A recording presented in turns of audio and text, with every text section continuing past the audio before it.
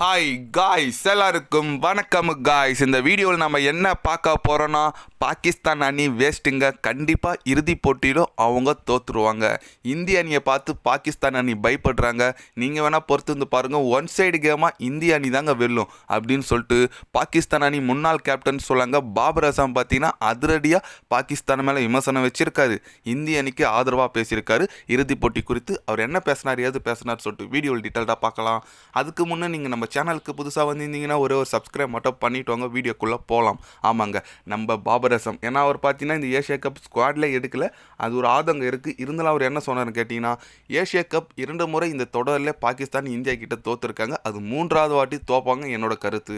ஏன்னா பாகிஸ்தான் அணி மற்ற அணிக்கிட்ட விளையாடும் போது நல்ல தைரியமாக விளையாடுறாங்க, இந்திய அணிக்கிட்ட விளையாடும்போது மட்டும் ரொம்ப பயந்து விளையாடுறாங்க. அதுதாங்க தோல்விக்கு காரணமாக நான் நினைக்கிறேன்.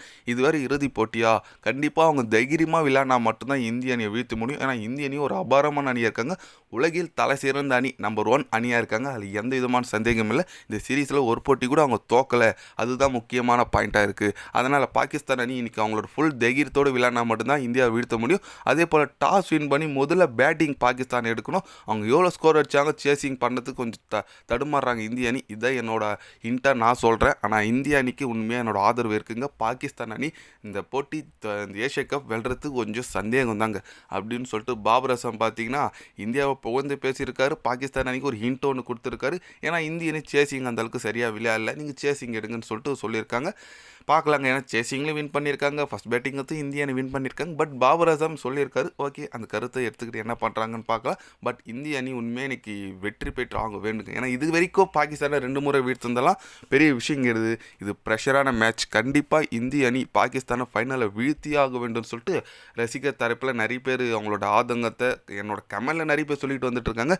கண்டிப்பாக இந்தியா தாங்க வெற்றி பெறும், நீங்கள் என்ன இப்படி பேசுகிறீங்க அப்படின்னு சொல்லிட்டு என்னையே திட்டுறாங்க. அதனால் கண்டிப்பாக பொறுத்து வந்து பார்க்கலாங்க, இந்தியா வெற்றி பெறுதா பாகிஸ்தான் வெற்றி பெறுதான்னு சொல்லிட்டு. ஏன்னா பாகிஸ்தான் ஒன்று இது வரைக்கும் இருந்த டீம் ஓகே, பட் ஃபைனல் வந்தால் வேறு மாதிரி ஒரு டீமாக எந்த டீமாக இருந்தாலும் மாறும். அது பாகிஸ்தானுக்கும் எடுபடும்.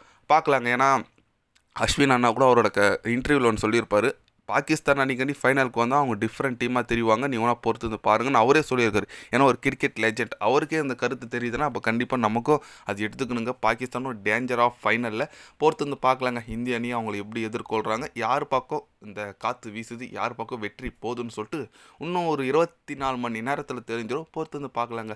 நீங்கள் சொல்லுங்கள், யார் இன்றைக்கி போட்டியில் வெற்றி பெறுவாங்க, உங்களோட கருத்து, நீங்கள் யார் வெற்றி பெறணும்னு நினைக்கிறீங்களோட கருத்தை மறக்காமல் கமெண்ட்டில் கொஞ்சம் சொல்லுங்கள். இது போன்ற ஸ்போர்ட்ஸ் யூஸாக தெரிஞ்சுக்கணுன்னா சேனலை சப்ஸ்கிரைப் லைக் ஒன்று பண்ணிக்கோங்க.